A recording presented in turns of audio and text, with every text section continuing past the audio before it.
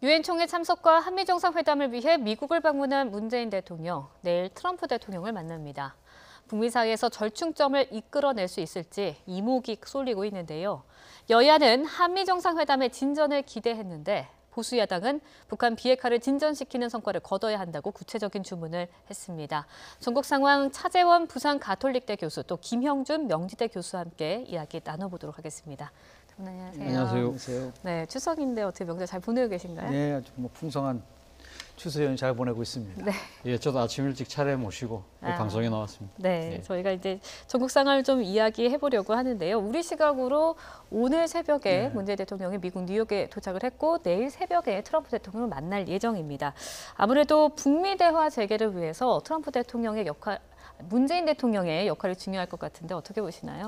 예, 지금 트럼프 대통령과 김정은 국무위원장이 서로 좋아한다, 믿는다 이렇게 이야기하면서 일종의 브로맨스를 보여주고 있지만 사실 그동안에 지금 북한의 비핵화 둘러싸고 북미 간의 협상이 교착 국면에 빠져 있거든요. 그렇기 때문에 어떻게 보면 지금 그 두 사람이 좋아한다는 말과는 달리 서로가 만날 수 없고 아주 멀리 좀 떨어져 있는 그런 상황이라고 본다면 일종의 문재인 대통령이 견우와 직녀를 연결해주는 오작교와 같은 문작교, 문 대통령이 만드는 이 다리를 만드는 역할이 이번에 지금 유엔에서의 한미 정상회담에서의 과제가 아닐까 하는 생각인데요. 사실 문재인 대통령이 이번 방북을 통해서 이 한반도에 전쟁 없는 평화의 서막을 열었지만 그 완결점은 결국은 북한의 비핵화라는 것이죠. 그렇다고 하면 그 비핵화를 위해서는 미국과 북한 간의 협상이 최종적으로 타결돼야 되고 거기에 따라서 상당히 여러 가지 국민의 진전됨에 따라서 한반도의 평화 구도가 정착될 수 있다고 한다면 문재인 대통령 입장에서는 어떻게든 지금 교착 국면에 빠져 있는 북미 간의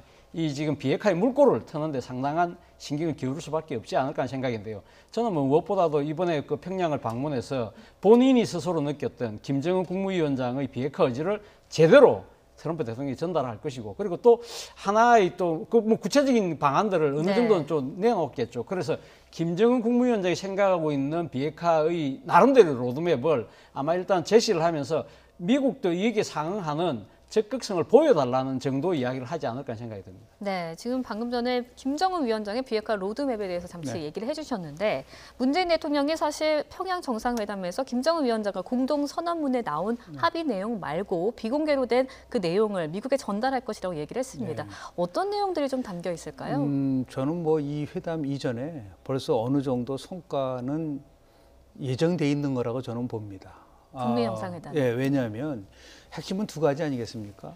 그러니까 북미 회담을 재개하고 그리고 연내 종전선언을 하는 이 두 가지가 핵심적인 사항인데 저는 그 회담을 미리 트럼프 대통령이 벌써 누설했어요. 그게 무슨 말이냐면 합의문에 포함되지 않은 내용은 딱 하나입니다. 핵사찰을 받겠다는 거예요. 그러니까 뉴클리어 인스펙션에 대한 부분들 지금은 중요한 거는 뭐냐면 북한의 김정은 위원장이 비핵화에 대한 의지를 안 밝힌 적이 있나요? 잠깐만 그 의지를 가지고 우리가 높이 평가를 하는데 그거는 별로 중요하지 않다.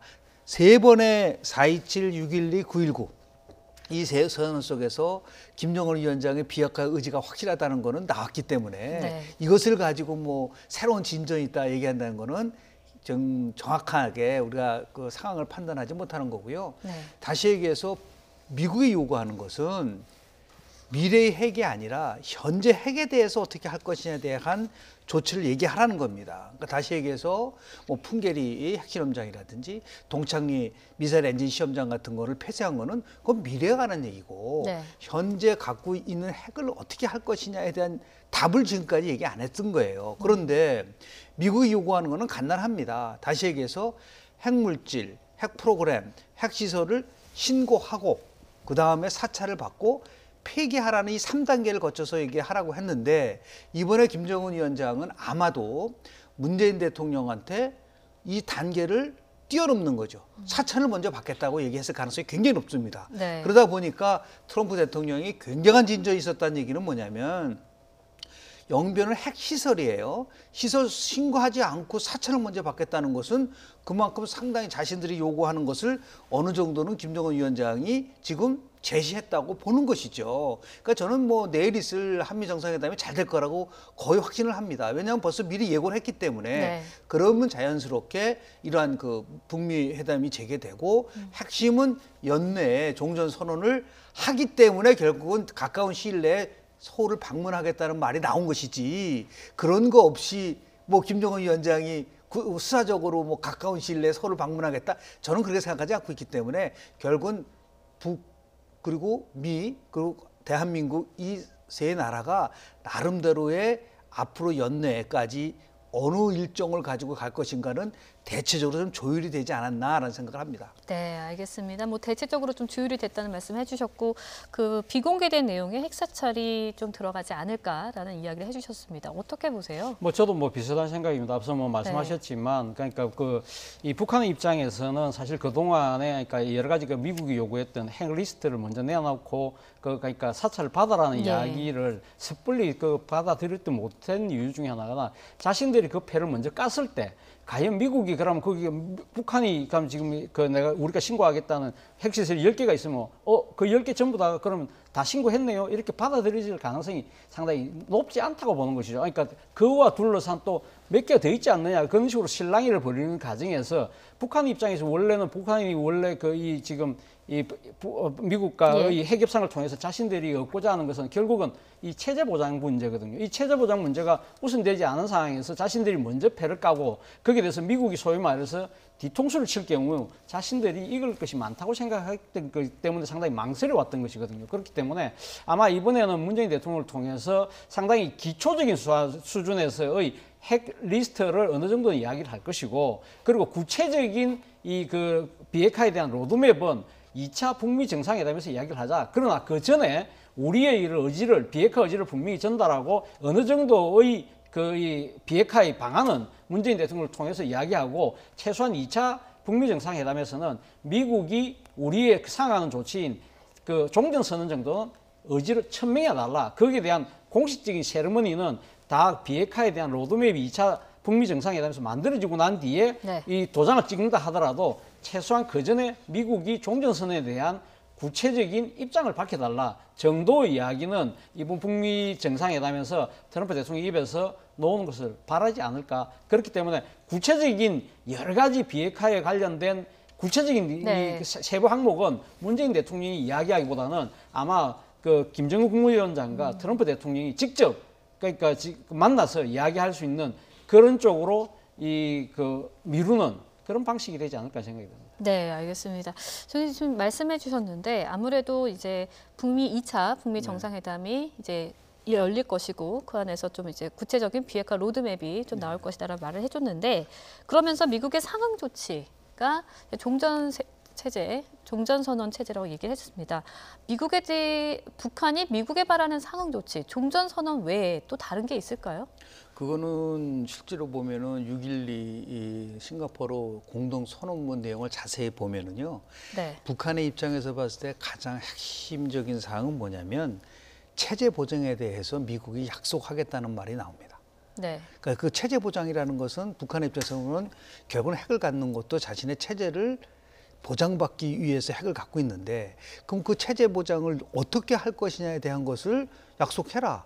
나는 그 이전에 그래도 뭐 예를 들어서 동창리 그 미사일 엔진 시험장을 뭐 폐쇄했다든지 이런 상응 조치를 했는데 그러니까 동시에 행동을 해야 되는데도 불구하고 결국은 북한은 했는데 미국은 하지 않았다는 얘기인데 여기서 굉장히 중요한 나름대로의 혼돈이 있어요. 제가 볼 때는. 왜냐하면 문재인 대통령이 평양을 방문하고 나서 기자간담회를 하지 않았었습니까? 그때 어떤 얘기를 했냐면 종전선언에 대한 개념에서 혼돈이 있는 것 같다라는 얘기를 한 거에 갔어요. 그러니까 이게 굉장히 중요한 의미를 갖고 있는 거예요. 왜냐하면 지금 북한이 얘기하는 종전선언과 그리고 우리가 얘기하는 종전선언과 미국이 얘기하는 종전선언 사이에서 이게 합의된 내용이 있느냐라는 거죠. 그러니까 종전선언을 하기 위해서는 모두가 다 합의할 수 있는 내용이 돼야 되는데 북한과 우리는 뭐라고 얘기했냐면 이거는 정치적 선언이다. 다시 얘기해서 종전선언이 이루어진다고 해서 주한미군이 철수한다는 이런 거는 없을 것이다라고 얘기를 하고 있지만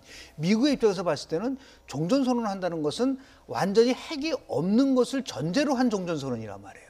그러니까 이게 개념이 완전히 다른 거란 말이죠. 그런 의미에서 봤을 때 결국은 트럼프 대통령이 북미 재개할 수 있는 명분을 줄 수 있는 거는 영변 핵시설에 대해서 사찰을 받겠다는 것을 명분으로 삼아서 일단은 만난 다음에 종전선언이라든지 아니면 비핵화에 대한 개념 정의를 두 사람이 명확하게 할 가능성이 굉장히 커요. 지금 북한에 얘기하는 비핵화라는 것은 그것은 미래의 핵에 대한 얘기를 중점을 두고 있는 것이고 네. 지금 트럼프 대통령은 미래에 대한 핵이 아니라 현재에 대한 핵을 가지고 얘기를 하는 거기 때문에 여기에 대한 절충점을 결국은 둘이서 만나서 이 문제를 풀 수밖에 없는 것이죠. 지금 대통령은 뭐 수석 협상가라고 얘기할 정도로 이 다리를 연결시켜주는 부분도 있지만 더 중요한 것은 우리의 입장에서 봤을 때는 북미가 북한 핵 문제와 관련된 협상은 가더라도 우리는 전쟁 없는 한반도를 만들었다는 것에 대해서 그것이 정말 이루어진다고 한다면 굉장히 큰 성과예요. 더 좋은 거는 핵 없는 한반도에서의 전쟁이 없어지는 거, 이게 최상의 목표라고 한다면 우리는 전쟁 없는 한반도라는 것을 서로 합의했다는 것은 핵을 쓰지 않겠다는 거와 일맥상통하다라고 해석할 수는 있겠으나 네. 미국의 입장에서 봤을 때는 그거 가지고는 안 된다. 그러니까 현재 핵과 관련돼서 일단 입장을 얘기를 해야 되는데 먼저 영변 핵시설을 사찰을 받고 그걸 명분으로 재개를 한 다음에 핵 신고와 관련된 것은 두 정상이 만나서 트럼프하고 김정은 위원장이 만나서 아마도 둘이서 합의를 보면 그것을 토대로 해서 연내에 종전선언이 일어날 가능성은 저는 있다고 봅니다. 네. 어떻게 보세요?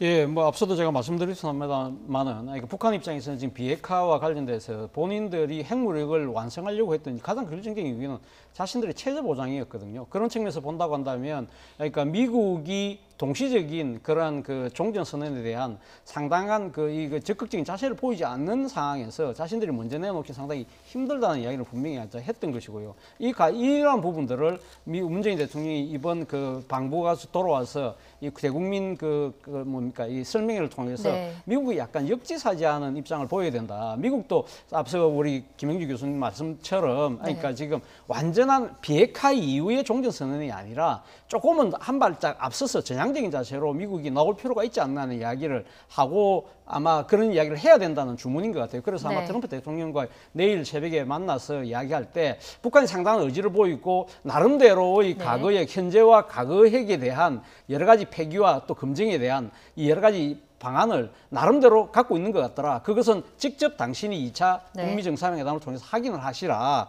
그리고 그런 이야기를 하면서 결국은 이러한 것이 이 종전선언 자체가 비핵화의 물꼬를 트는 아주 중요한 조치가 될 것이라는 부분을 아마 강력하게 설득할 것이고요. 그리고 네. 또 지금 이 종전선언과 관련해서 미국 조회에서 상당히 우려하는 부분이 결국은 이 종전선언을 통해서 북한이 노리는 것은 비핵화는 천천히 하더라도 일종의 이 한미의 군사 이 동맹을 흐트러뜨리고 네. 일종의 미국과 한국의 이 무장해제를 선무장해제만 지금 노리는 것이 아니냐 네. 그런 이야기를 할 것이 아니냐는 지금 우려가 있는 것인데 네. 그러나 결국 문재인 대통령 입장에서는 이번 평양 공동선언을 통해서 남북 간 긴장 완화를 위한 여러 가지 군사력 감축을 위한 노력들도 동시에 병행되고 있다. 그런 거와 아울러서 결국은 이러한 것들이 북한이 노리는 것은 결국은 지금 종전선언과 아울러서 지금 노린 것 중에 하나가 주한미군 철수 그리고 유엔 사령부 해체 이러한 부분은 북한은 그걸 원하지 않는다는 이야기를 이번에 확실히 내가 들었다. 그럼 그 미국의 의심을 해소하는 데도 상당히 초점을 맞춰서 이야기를 하지 않을까 생각이 듭니다. 네, 알겠습니다. 지금까지 한미 정상회담에 대해서 미리 한번 짚어봤고요. 이제 문재인 대통령이 한미 정상회담 일정을 소화한 뒤에는 유엔에서 참석을 해서 연설을 하게 됩니다.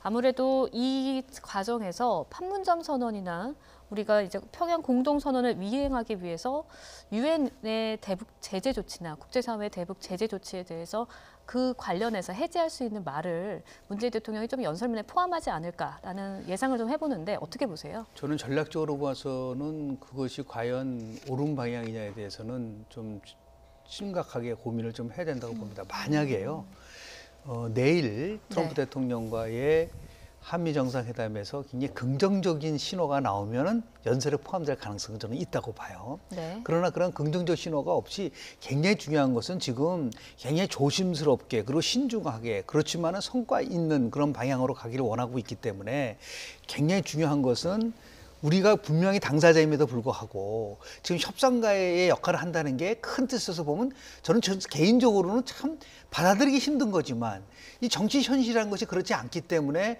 당사자임에도 불구하고 협상가가 된다고 한다는 것은 결국은 목표를 달성하기 위한 한반도 평화체제를 위한 그 목표를 달성하기 위해서 문재인 대통령이 취한 굉장히 전략적인 행보라고 보고 있기 때문에 결국은 덮어놓고 이제 유엔 해제를 선언하게 되는 것보다는 저는 한반도에서의 전쟁이 사라졌다. 이것은 결국은 모든 것이 유엔이 일관성 있게 이 남북 문제에 대해서 관심을 갖고 그리고 합의를 도출해 줬기 때문에 가능했었다고 해서 그동안에 유엔이 했었던 것에 대해서 저는 나름대로 좀 높이 평가하는 방향으로 갈 가능성이 오히려 있다고 보고요. 네. 그런 것을 토대로 해서 일단은 결국 모든 활용 정점은 트럼프 대통령하고 김정은 위원장이 두 번째 만나서 이 문제를 풀어가게 되고 그래서 결국은 연내 종전선언도 특히 아주 상징적인 뭐 판문점이라든지 이런 쪽에서 이루어진다고 한다면 그것이 훨씬 더 성과 있는 결과를 가져오는 거기 때문에 저는 그렇게 성급하게 이 대통령이 이러한 그 제재 해제를 유엔에서 요구할 그럴 개연성은 그렇게 저는 크지 않다고 봅니다. 네, 알겠습니다. 저희 정치권에서는 한미 정상회담의 뭐 성공적인 소식을 전해줄 것을 기대한다, 의미 있는 뭐 성과를 기대한다라는 거에서는 한 목소리를 동의를 하고 있는데요.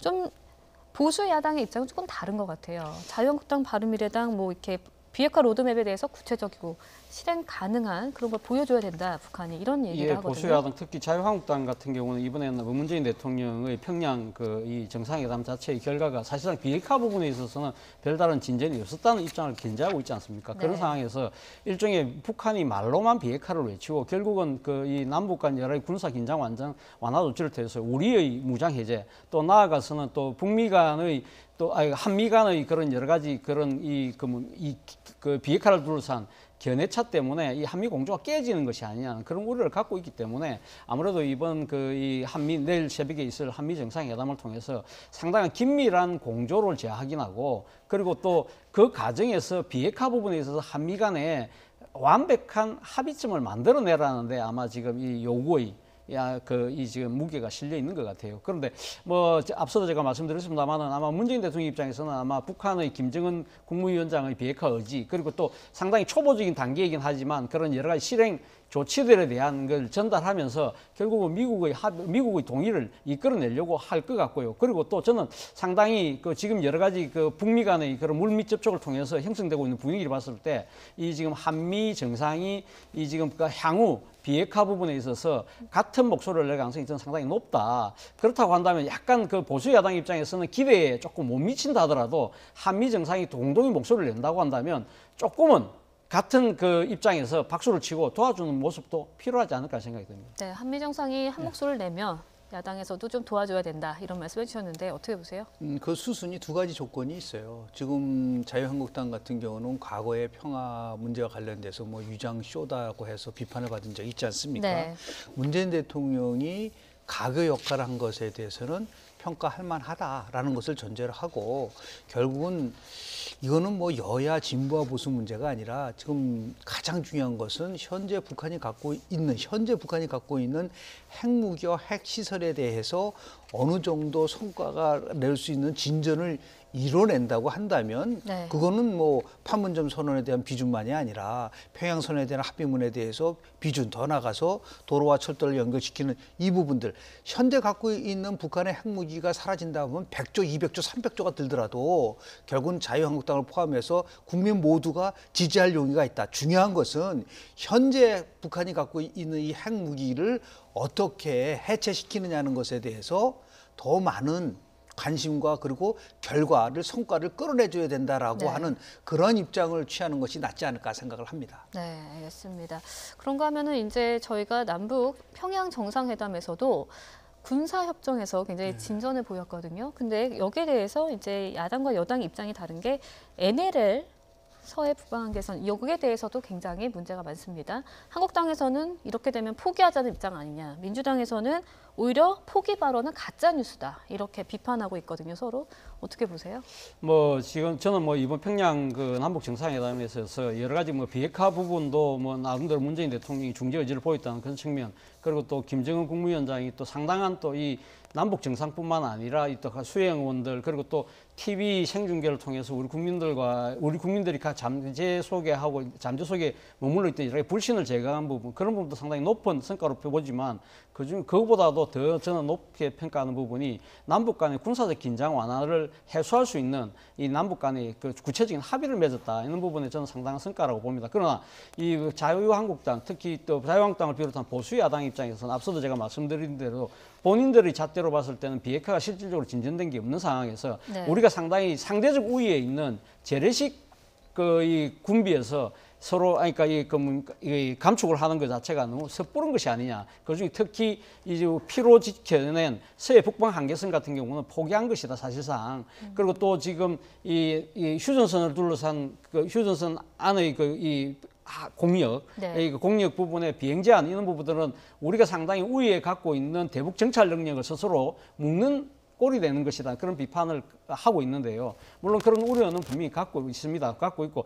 그런데 뭐 보통 또 남북 관계에 있어서 항상 회담을 할 때 중요한 것이 상호주의, 등가성, 대칭성 이런 것이거든요. 그런 것들을 본다고 한다면 우리 서해 같은 경우는 우리가 지금 그 상당히 완충 수역에 들어간 수역이 훨씬 더 많고, 그리고 또 북한은 오히려 좁은데 네. 그것이 우리가 불리한 것이 아니냐, 그런 이야기를 합니다만은 저는 뭐 이런 군사 부분에 있어서 사실상 이것이 어떻게 자로잰 듯이 다 똑같이 할 수가 있겠습니까? 서로 약간 불리한 거 있고 유리한 측면이 분명히 있겠죠. 그러니까 이 서해 수역이라는 측면에서 본다고 한다면 공간은 우리가 넓지만, 그러나 해안포에 있는, 해안에 배치되어 있는 포문을 누가 많이 줄이느냐 그런 부분에 본다면 북한은 108개 포문을 문을 닫아야 된다면 우리는 30개 정도의 포문을 닫는다고 하거든요. 그런 식으로 어느 정도의 그 비등가성, 비대칭성은 생길 수밖에 없다. 그렇다고 한다면 이 군사적 긴장 합의에서 가장 중요한 부분은 서로가 무력 충돌을 하지 않고 적대시하지 않겠다는 생각을 가지고 그걸 노력한다는 자세거든요. 사실은 이러한 노력 자체가 1991년도 남북기본합의서 당시 보수 정권이 노태우 정권 때 시발됐던 겁니다. 그렇기 때문에 저는 뭐 보수 야당이라고 해서 이러한 부분들이 무조건 그러니까 지금 이 배척하는 네. 태도는 아닐 것이라고 보는 것이거든요. 결국 남아있는 문제는 이런 남북 간의 이 군사 기본 합의를 어떤 식으로 지켜낼 것인가. 이거는 앞으로 지금 남북 군사 공동위원회가 가동될 예정이니까 그 과정에서 검증을 하고 좀 서로 좀 모자란 부분들은 그 과정을 통해서 보완할 수도 있지 않을까 생각을 해봅니다.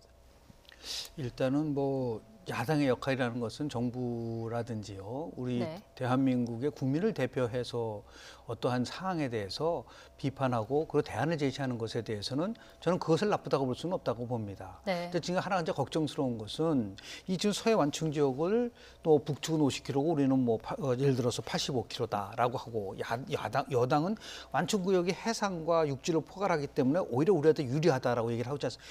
나는 이 문제를 가지고 왜 여야가 충돌하는지 이해가 되질 않아요.